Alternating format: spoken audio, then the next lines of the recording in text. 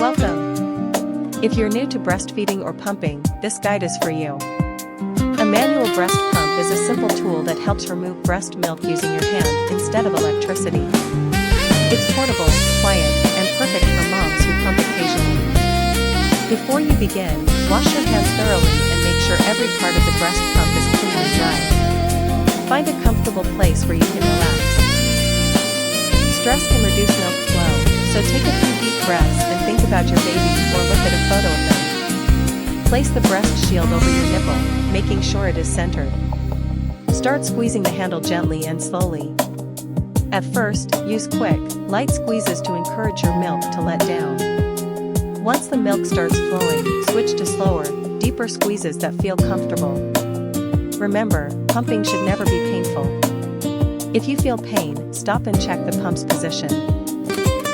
A proper fit makes pumping much more comfortable and efficient. After you're finished, store your milk safely in a clean container and refrigerate or freeze it according to breast milk storage guidelines. Finally, wash and air dry all pump parts before your next use. With practice, manual pumping becomes easier and can be a great way to provide breast milk for your